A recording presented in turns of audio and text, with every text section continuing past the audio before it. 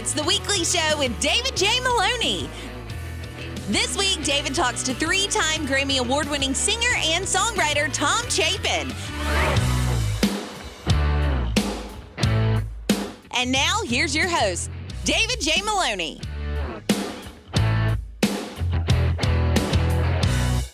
Welcome to everyone at home, and I would normally say our studio audience to the weekly show. I am your host, David J. Maloney. I say normally because we would usually shoot the show before a small studio audience at the Hard Rock Hotel and Casino, but we are still shooting from home due to coronavirus concerns. We do hope to gain clearance to get back to our live-to-tape shows real soon.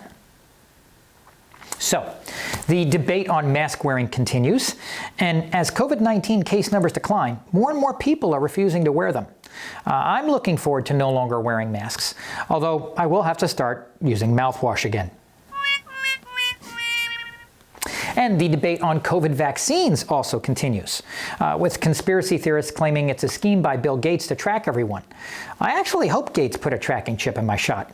Maybe my computer will finally finish updating.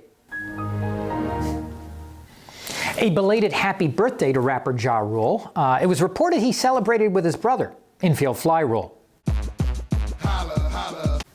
Speaking of baseball, most Major League ballparks can now have up to 25% fan capacity. So for the Florida Marlins, nothing's changed. Oh, and it was roughly 3 years ago today that more than 800 musicians in Texas got together and broke the Guinness World Record for most mariachis performing simultaneously. Then they were told to come back later by a couple trying to eat. Let's see, the other day I watched Looney Tunes for the first time in probably a decade, although I'm not really sure the Roadrunner cartoons still hold up.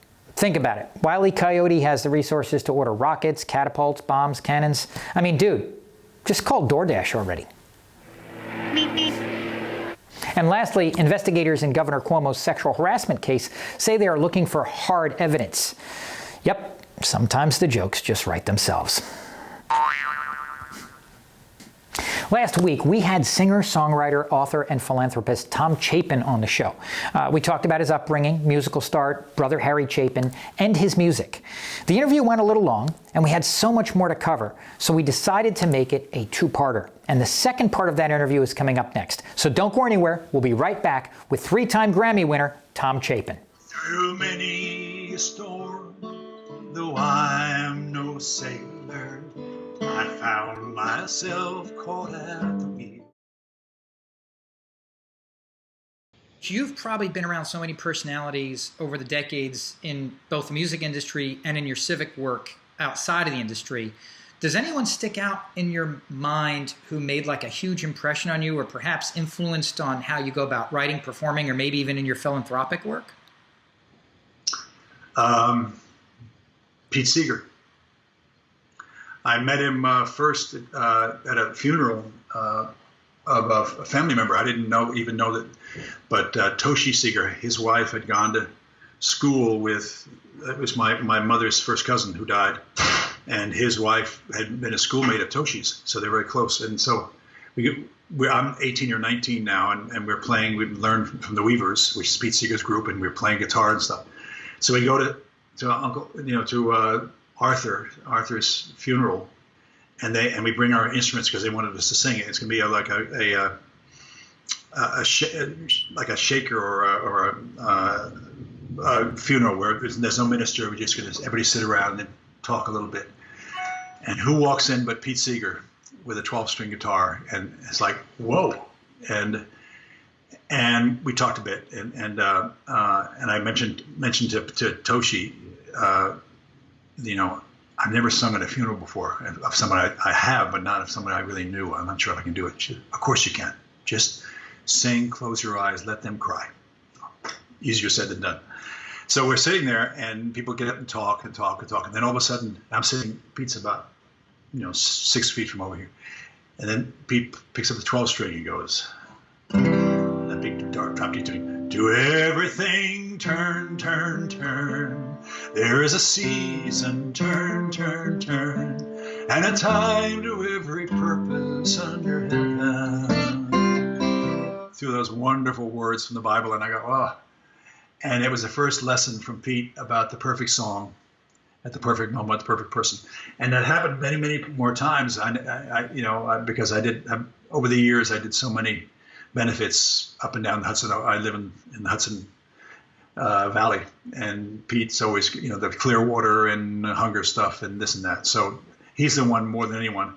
And I remember another time, Harry used to tell the story all the time, and I was there. We did a concert for a benefit out in Long Island with Harry Chapin, Pete Seeger, and myself. And before the show, there's this kid reporter who comes back and wants to talk to us. And, oh, sure. So he says to Pete, he says, you spent your whole life doing benefits for causes you believe in. Has it made a difference? And Pete sits there and goes, I don't know. But I do know I've met the good people with live hearts, live eyes, live minds. And Harry used to tell that story too all the time because it was a perfect answer. Well, let's talk about that for a second. So, I mean, you and even Harry had been involved in philanthropy for as long as I can remember. Where did all the philanthropic work start with the family? Was that when Harry started doing stuff for hunger, or did it start before that? Well, you have to say we come from a left-wing family. We come from a family that believes, as artists do, that you can change the world. That one of the highest offices is that of citizen. That your voice matters. And Harry believed that totally, and I do too. So then when Harry became a star and had these huge crowds, he began thinking, this is okay, but what am I really achieving here other than making a lot of money and getting people stroking me? And he thought about this being a bully pulpit as opposed to being the end all to be a star. And that's really where that came from. And Sandy, his wife, was very much that way. It's great. So you're a hit star.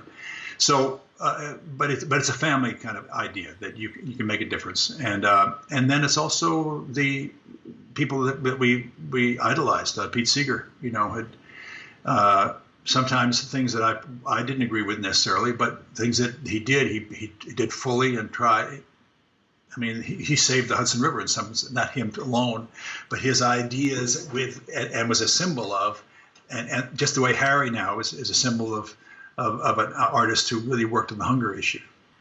Having said all that, tell us about WhyHunger. What are the problems people face? I know it's not as simple as just grow more food or keep populations down, is it? Well, it's who's. I'll tell you the simplest way to talk about hunger is if you're poor, you have real problem feeding your kids and yourself. Poverty is the bottom line here. Now, there are those of us who believe that food is a right, not a privilege. And the question of why that happens is who is making decisions about food, and what kind of food are in your neighborhood. There are food deserts. So WhyHunger has told that story ever since 1975, when Harry and Bill Ayers got excited about it, about the idea that this is something that really needs to be talked about, and maybe I can do this. And in the simplest way of describing it, WhyHunger puts hungry people in touch with food and helps them towards self-reliance. But there's much more we do. We partner with all the other hunger groups and really work on changing American food policy and world food policy. Go to WhyHunger, WhyHunger.org. They have a wonderful website and you can get on their mailing list. And once a week they send out a really informative stuff. And I was one of the original board members and have been ever since. And it's one of the proudest things that I do. This wonderful organization. Harry's been gone.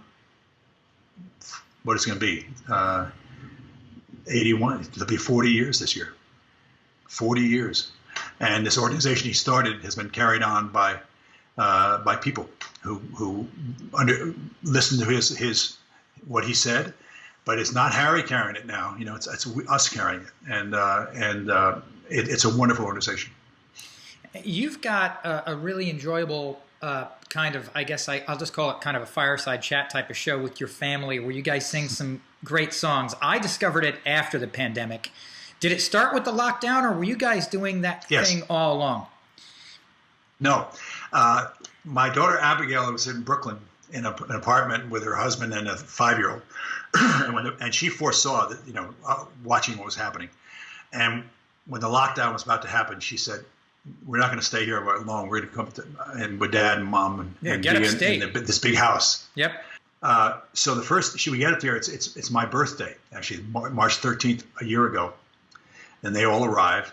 I was supposed to do a concert at the Town Crier that night up in Beacon, New York, and I canceled it last month. I was about to do it anyway because but I said I'd do it, and my daughters and my wife said no. This is serious stuff, and it's luckily because my piano player got COVID. He was actually that, so I would have gotten it. So, and we all would have. Anyway, didn't happen, and John is fine, John Colbert. But Abigail gets up here and she says, I have all these friends who on the playground, and my friends have young kids, and they're really worried about this. I said, what do you mean? She said, well, 24 hours of your kids, there's no school. And you know what, Dad? You're the right tool for this job. I said, what do you mean? She said, we have all your kids' stuff. Why don't we just start doing a half-hour show a day? We talked it through. It ended up a half-hour show a day of family music. And then we can morph in any way we want. So we started out doing 5 days a week. The first one was St. Patty's Day a year ago. And we started doing 5 days a week. Now, after a long time, we went down to 2 days a week. And on Tuesdays, I do it by myself. And on Thursdays, I do it with the daughters, often with the granddaughters. This week, I got up and sang themselves. Well, it was the first time. Oh my gosh, they've grown. They sang with us, and then they sang some stuff. And Michael and John, we Facebook on with Michael and John. They come on and sing a song, not a song, but a verse to circle every week. They write their own verses. So we've done 174 shows, and it's been a lovely thing. What's happened is it's become there's a Mornings with Papa Tom group that chats with each other. Well, it goes down the side while you're singing, yeah. Zoom stuff. Yes, exactly. They know each other now. They talk. How you doing? Oh yeah. Well. Now, you've continued making music, but you've also branched into writing children's books. I've been able to look over some of them, and they're fantastic books, and they're beautifully illustrated. How did that journey start? I've done the children's books have all been based on songs. So, and we did one called Sing a Whale Song years ago with Random House, and the idea then was you could put a book out and have a CD with it, And FND, that's why I have the Grammys. You have these books where you narrate a book, and with the book is a little CD that has the narration on it and the music and stuff. And so that I've done narrating maybe 30 books over the years, But just recently, a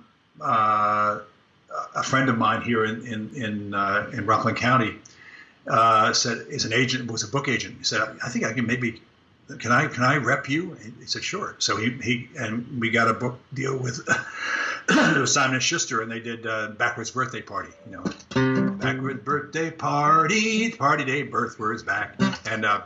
And that became a wonderful book illustrated by Chuck Ronick. And then we did another book after that, the library book. It was based on the library song. I'm going down to the library, picking out a book, check it in, check it out. Gonna say hi to the dictionary, picking out a book, check it in, check it out. And the newest one is This Pretty Planet. And that one we actually did a second version of This Pretty Planet, a 3/4 version. I sang you the original. But later on we did one when we were doing an album called This Pretty Planet. But we wanted we did a gospel version. And you should Google this. It's amazing. It's with Sissy Houston. Oh, wow. The mother of Whitney Houston. A wonderful, one of the great background singers of all time. Yeah. And she sings, we wrote verses to, so the verses go, winds blow, tides flow, shooting stars descend, our life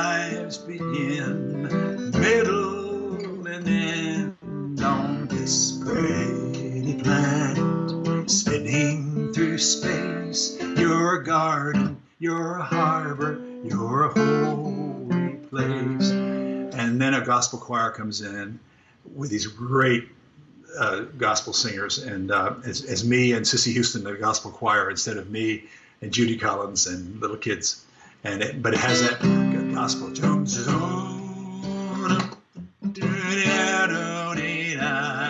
It's so cool. It's a great track. This is the library book.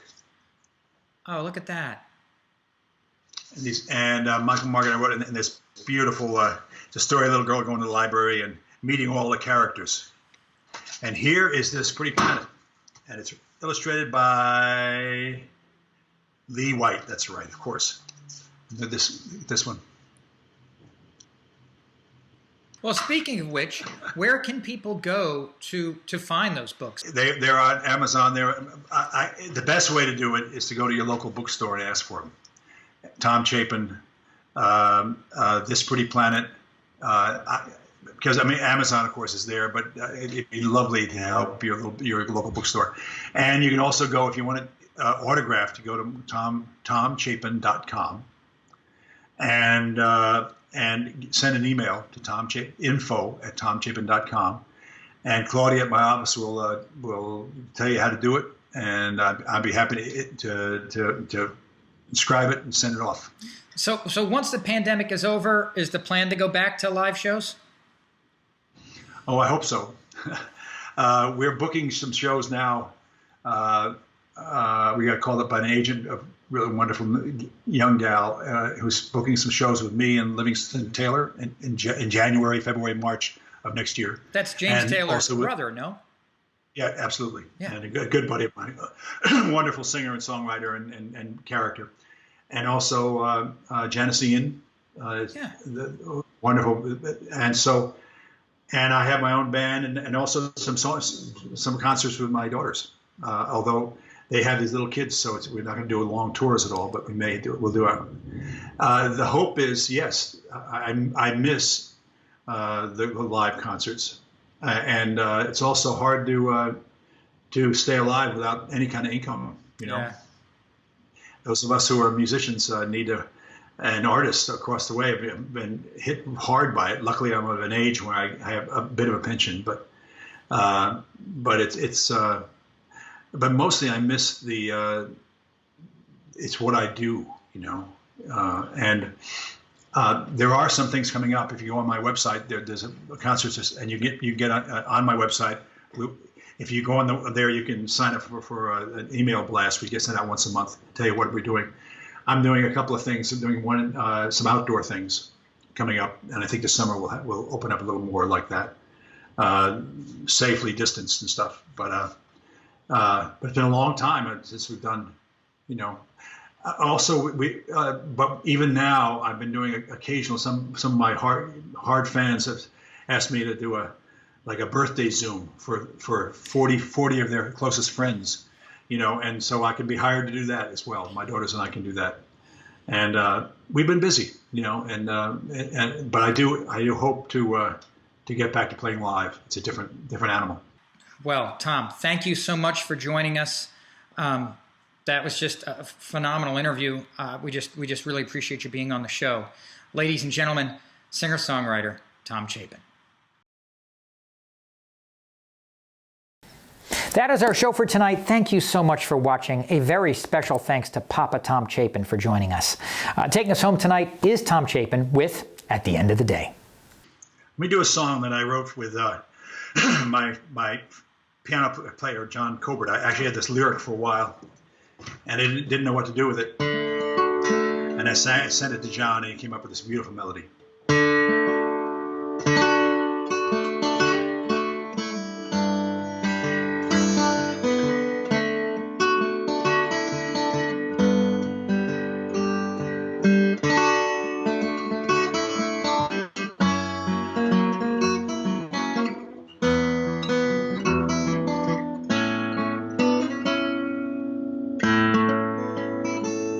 We sprang from a weed in the Garden of Eden, all scattered by wind and foam.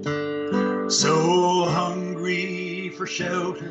We seek out our true love to pick up the pieces and welcome us home.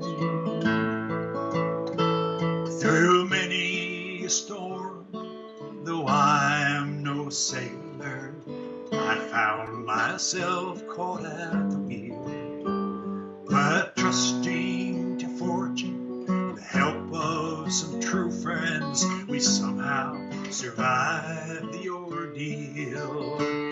At the end of the day, at the end of the year, at the end of the line, I'm glad you're here. Blessed is the pilgrim who's able to say, once I loved you, once you loved me, I still love you at the end of the day. So glad to be here, so glad that you're near, glad this year's come to an end. We faced our worst fears, we shed some real tears as the world chased us round once again. So reach out a hand to the ones who you love most, and mourn for all those gone away. We'll count up our losses, we'll bind up our wounds, and tomorrow we'll face the new day. At the end of the day, at the end of the year, at the end of the line, I'm glad you're here.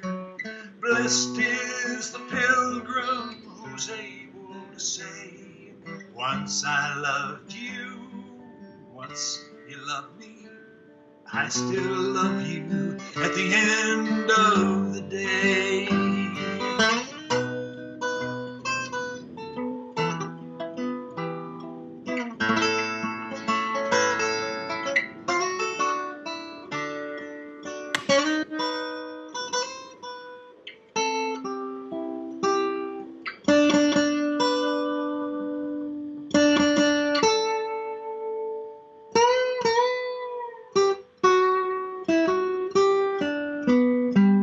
So reach out a hand to the ones who you love most, and mourn for all those gone away.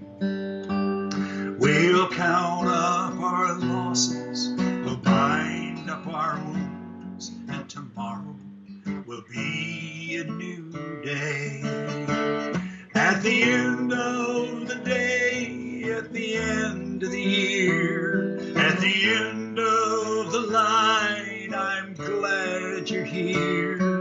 Blessed is the pilgrim who's able to say, once I loved you, once you loved me, I still love you at the end of the day.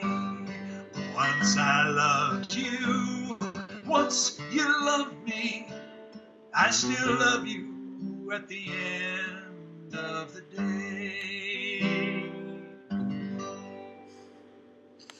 The applause from the audience of one.